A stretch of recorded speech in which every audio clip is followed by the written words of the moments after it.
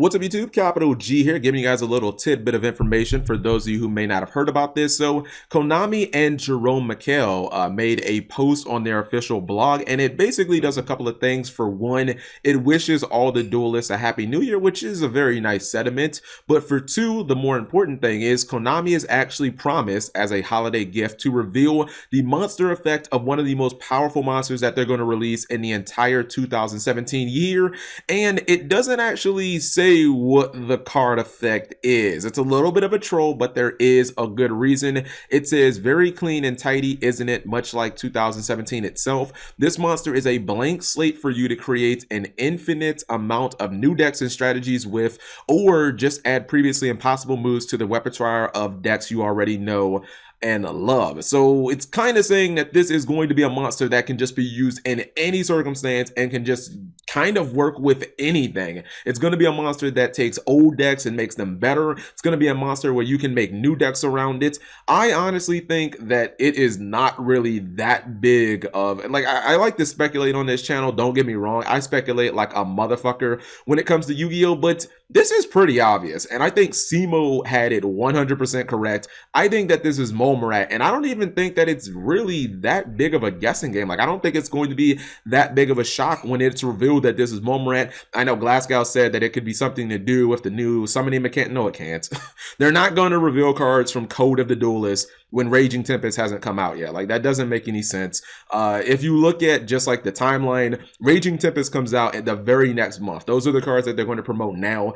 Code of the Duelist doesn't come out until August in the TCG, and it never says anywhere in this entire article that this is a brand new card that has never been seen before. So I kind of thought, I was like, well, it could be maybe a new Subterror or a new Spiral monster, but that doesn't make any sense either, because it says that it's going to work with like old decks and it's going to work with, you know, pretty much everything. Jerome even says, I've been finding new ways to use it every week since it was first conceptualized a long time ago. So he's saying that this is a card that you basically can use in just so many different ways. And it's like, if you look at all the pins and needles and you cross all the T's and dot the I's, like, it just kind of makes sense for this to be Momarat.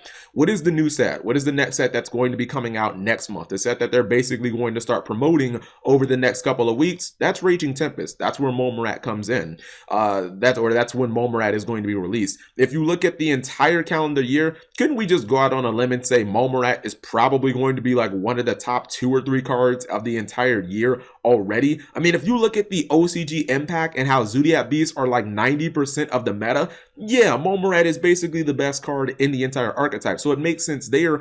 And I mean, if you guys don't believe me, you guys like, oh, it's just all hype. Momarat's not that powerful. Like, just look at the stats of the card rankings in the OCG. Like, if you combine Momarat and Triangle, since these cards are basically tied at the hip, you don't run one without running the other. You have the most played card in the entire OCG, and it's by a fucking mile. It's not even close. Like, Momarat or Triangle are basically used in like 80 to 90% of the entire OCG meta, because it allows you to just go off and basically any deck that you play it in. And Momarat helps old decks. I mean, you can play Momarat in decks like Lunar Lights, and it makes it like way more consistent. It adds just so much power to all the new decks. So I do think that this isn't really that big of a mystery, guys. Like, I think that it's pretty clear that this is going to be Momarat. And again, I don't think that they're going to start talking about any cards from Code of the Duelist, because if you look at, well, I played the game for 15 years. Konami has never done that once. Like, they've never revealed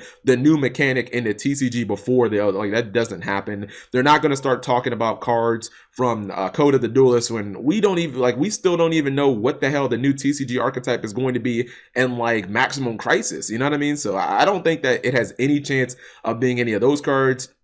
I thought that there was a small chance it could have been Zark, but they're not. I don't really think that Zark's not a card that fits in like a bunch of decks. Zark doesn't make any old decks good. Zark is a card that you basically have to build a deck around. You have to play like the new Magicians, or you have to kind of build a deck that is, you know, basically meant to summon Zark. So I think this all kind of points to Momarat. It's from the new set. That's what they're going to promote. It's a card that does fit in everything. It is going to be one of the most broken and amazing cards of the entire year. And again, it never says in this article that this is a brand new conceptualized card. So I don't think it's a boss monster either. It could be something ridiculously new, like a TCG exclusive that's like, I don't know, a walking Solemn Strike plus a Solemn Judgment or something like that. But I don't think it has any chance of being like a new mechanic or anything. We won't know about that in the TCG probably until early August is when they'll probably start. Nah, it'll be maybe late July is when they'll start promoting Code of the Duelist in the TCG. So you guys let me know what you think. I'm not trying to rain on anybody's parade, guys. I think it's so obviously Momorat that it doesn't even, like, we don't even need to speculate that much. It is going to probably be Momorat. So you guys let me know what you think. Thank you for watching as always. And again, I just kind of want to reiterate, because I don't want anybody saying, oh my God, Cat, you don't know, you don't work for Konami. This could be some new Zark Pendulum Ritual Exceed Fusion month. Okay, but if it was, how would that fit into every deck and how would that help old decks? That's why I think it can't be some new ridiculous OP boss monster that only like 2 decks in the game could summon. This is coming from Jerome McHale. He does commentary. This guy has followed the game for years, probably since like 2002, like I have. Like, the dude knows the game in and out. Like, he knows how to identify a broken card instantly. I think everybody's focusing too much on the powerful term and not the fact that he kind of described this card as a card that goes in everything. Like,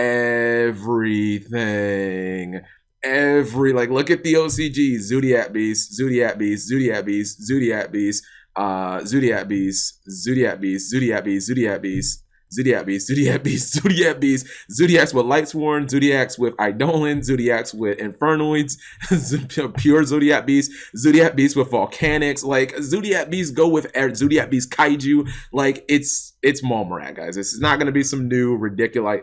It's definitely going to be Momorat. We will get those ridiculous new summoning mechanics, but it's just not going to be now. It's not going to be until Code of the Duelist in August. So that's just my 2 cents.